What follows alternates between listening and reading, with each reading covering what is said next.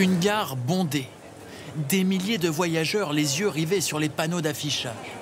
À chaque ligne, le même message. Train retardé. Il est 21h. La soirée s'annonce longue, très longue. Normalement, je devais partir à 19h16 et là, il est donc 21h45 et c'est toujours pas parti, donc on attend. Ça monte au fur et à mesure. Au début, c'était 45 minutes d'attente, ensuite 60. Et voilà, là, on est passé à 100, je crois. Après 2 heures d'attente, la libération pour ces voyageurs. Ils peuvent enfin embarquer pour La Rochelle. Ah bah enfin, ouais. Un peu soulagé là? Ah là, je suis content, ouais. Sur les quais, ceux qui ont la chance de partir croisent ceux qui arrivent. Le retard est le même. 2h30. Beaucoup ont raté leur correspondance. Je viens du Mans et je devais partir à Annemasse. Au guichet, la file s'allonge. Il faut trouver une solution d'urgence pour la nuit. On attend pour avoir une compensation. Et là ce soir, comment vous faites? Du coup, on attend d'avoir un hôtel, d'avoir à manger, d'avoir le prochain train demain matin en fait. La SNCF prend en charge leur nuit d'hôtel et leur billet pour le lendemain. Mais ce matin, les voyageurs doivent encore prendre leur mal en patience. Certains trains ont du retard. Moi, j'ai été prévenue à 6h30 qu'il y avait un 30 minutes de retard, donc j'ai fait en fonction. Un lent retour à la normale après une panne de signalisation provoquée hier après-midi par des impacts de foudre au sud de Massy-Palaiseau.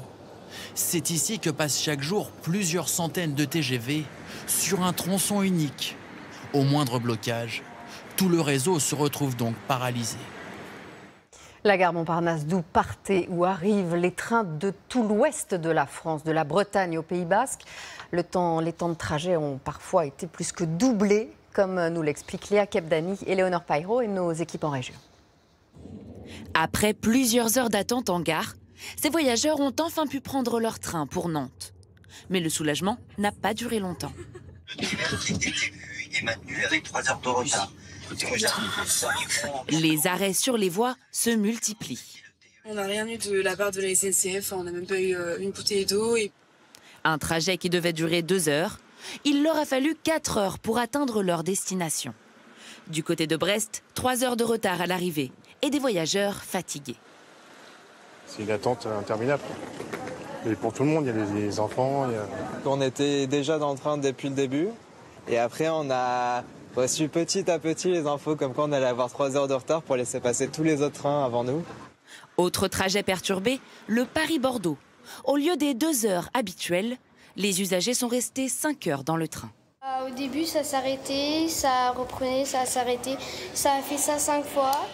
Avec cette arrivée en pleine nuit, de nombreux voyageurs ont raté leur correspondance, obligés de trouver des solutions de dernière minute. J'ai posé la question pour savoir si un service de taxi était prévu à l'arrivée en gare, mais pour l'instant, ils n'ont pas su nous dire quoi que ce soit. Donc voilà. Ça va être l'improvisation. Il n'y a plus de taxi, les hôtels, c'est compliqué. Du coup, j'attends, mais bon, c'est un peu compliqué. Temps de trajet doublé également sur le Paris-Rennes. Sur le parvis, certains relativisent. C'est qu'on ne sait pas combien de temps on doit attendre. Du coup, on s'est dit en attendant, on va aller manger une crêpe parce qu'on est en Bretagne. Pour d'autres, plus question de compter sur le train. Donc là, on a appelé quelqu'un qui vienne nous chercher, donc on va faire 1 heure de voiture supplémentaire pour éviter 2 heures de retard de train. Tous les trains devraient recommencer à circuler normalement aujourd'hui, en début d'après-midi.